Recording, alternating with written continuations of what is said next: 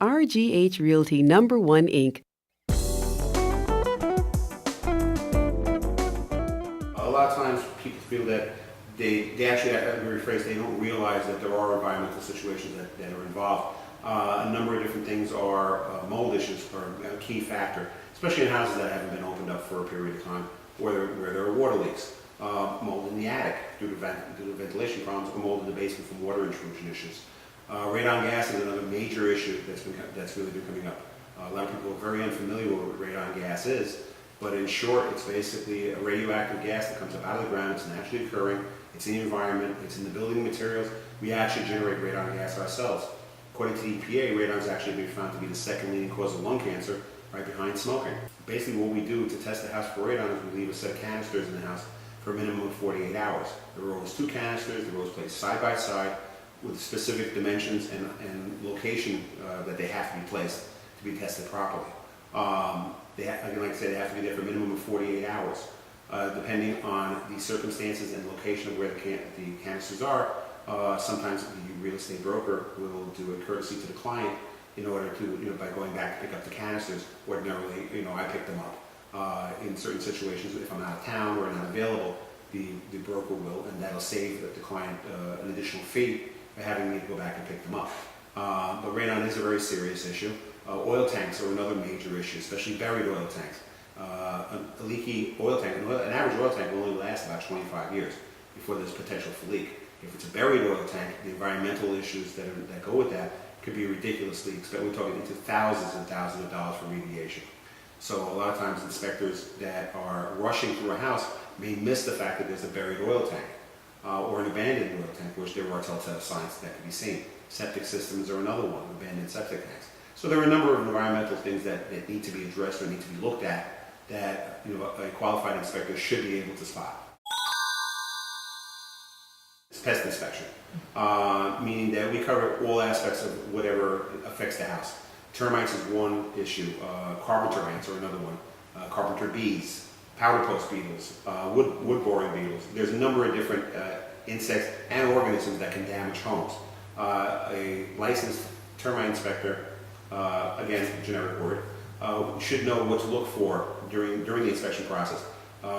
We have in Rockland County what they call subterranean termites. They actually live in the ground. They find their ways into the home through special little mud tubes that they build, things to that effect. Each pest has their own telltale signs that an inspector should be able to spot, because the damage that those type of pests can create can be hundreds of dollars, hundreds if not thousands of dollars worth of damage to a home.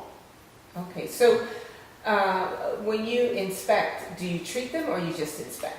It's a conflict of interest if you turn around and do a treatment, okay, or you offer services for repairs on a home that you're inspecting.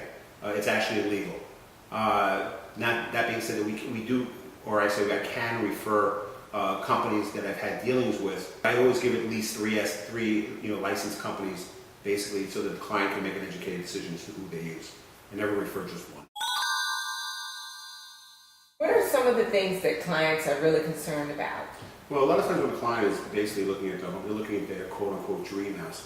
When a client shows up the house, their first impression, the best analogy I can use is the beautifully wrapped box, okay? They're not concerned with what's going on inside the box. That's where my job comes in. I'm supposed to turn around and tell them what's inside the box. Clients go into the homes, they look at the colors, they look at the carpeting, they look at this, they look at that. They're not looking at the key issues, the main structure. These are the things that I have to address to bring to their point. Sellers of homes are concerned that the inspector is going to find so many things wrong with the house that the client's going to back out and quote unquote kill the deal. The buyer of the home is equally nervous. They want an informed inspection, but they're also afraid that their dream house may turn into that the money pit or the nightmare house that they're going to end up having to walk away from. And true, there have been a number of times where they do have to walk away from a house, but if it's not the first house, then usually the second house, it turns out to be the dream house. But overall, an inspection, like I said, is just an evaluation of the house at the time, good or bad. And these are the things that we need to address. We need to address what's going on with the house so that the client can make an educated decision. Okay. Do you find that some inspectors out there kill deals? Some inspectors will turn around and pick on the smallest things. For instance, a small diagonal crack above a doorway, which occurs from settlement, and it's a normal process of every house to settle, okay? But we'll turn around and make it into a major issue that the wall is going to collapse because of that. When in truth, it's a cosmetic issue. Where other inspectors will rush through an inspection quickly and miss a lot of key factors. It's a scary thing. It's a scary issue. No two inspectors are ever the same. No two inspectors will ever find the same things. Experience plays a key role. RGH Realty Number 1 Inc.